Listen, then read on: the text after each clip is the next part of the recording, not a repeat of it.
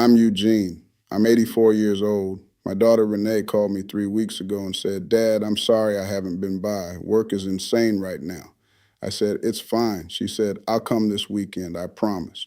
She didn't come. And I realized sitting there on Sunday evening with the dinner I'd made for two that I'd been having the same conversation for 11 months. I was 83 years old, and I'd become someone my own children had to apologize to. That's when I understood. I had raised them to leave me behind and then spent a decade begging them to come back. It started the year Lorraine died.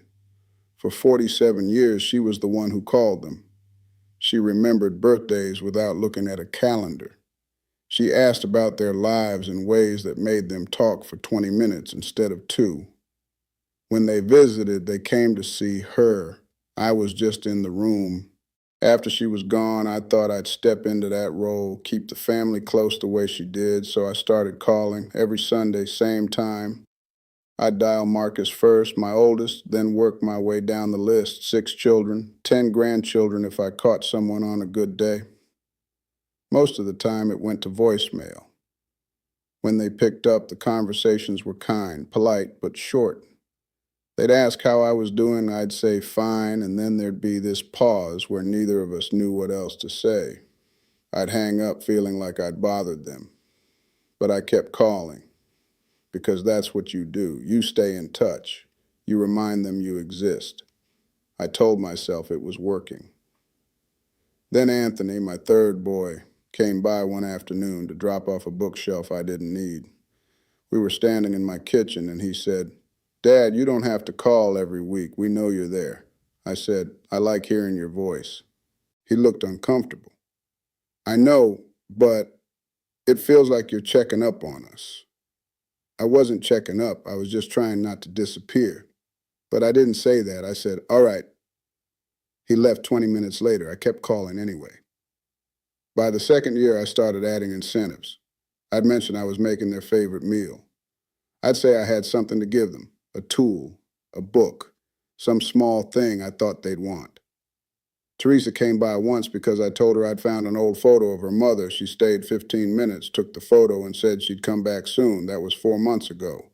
Calvin came because I said I needed help moving a dresser. He moved it. We sat down for coffee, and I tried to stretch the visit by talking about his kids. He checked his phone twice, then said he had to get going. I started to feel like a landlord, like they were stopping by to pick something up, not to see me, but at least they were stopping by. Then my neighbor, Dorothy, said something that made me feel sick. She was watering her tomatoes, and I was sitting on my little front step because the apartment gets hot in the afternoon and I'm too cheap to run the air all day. She said, Eugene, you seeing your kids this weekend? I said, I don't know yet. She gave me this look, not mean, just knowing, and said, You're a good man, but they can smell the need on you. I didn't know what to say to that. She went back to her tomatoes. I sat there for another hour, trying to figure out if she was right. That night, I looked at my phone. I had called Renee 3 times that week. She'd texted back twice, Sorry, busy, we'll call soon. I'd sent Marcus a photo of his kids from 10 years ago with a message, Found this, made me think of you.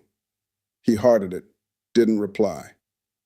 I'd left a voicemail for Naomi asking if she wanted to come to lunch on Sunday. She never called back. And I realized I had become the one they avoided because I wanted too much. Not money, not help, just them. I tried one more strategy. I decided I'd be useful.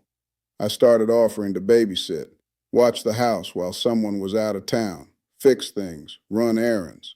Naomi's sink was leaking. I told her I'd come by and take a look. She said, Dad, I'll just call someone. I said, I can do it. She said, I know, but you don't have to. What she meant was, I don't want to owe you. Marcus needed someone to pick up his boy from school one day because he and his wife both had meetings. I said I'd do it. He said, It's all right, Dad. We'll figure it out. They paid a neighbor kid $20 instead. I wasn't angry. I was something worse. I felt useless.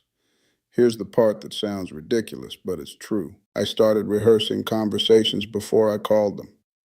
I'd sit in my chair and practice sounding casual, like I wasn't lonely, like I was just checking in because I had a minute. I wanted them to think I had a life. I didn't have a life. I had doctor's appointments and grocery trips and the part of the afternoon where I'd sit and stare at the wall because there was nothing that needed doing. But I couldn't let them know that, because the one thing worse than being alone is making your children feel guilty about it. By the third year, I stopped calling as much, not because I wanted to, because I was tired of hearing my own voice on their voicemail. And that's when it got quiet, really quiet. Weeks would go by, a month. I'd see pictures of them on Facebook. Birthday parties, vacations, Sunday dinners with friends. They were fine. They were living full lives. They just weren't lives that included me. I thought about calling more, showing up unannounced, guilt tripping them the way my own father used to. But I didn't want to be that man. I didn't want them to visit out of obligation and then leave feeling relieved.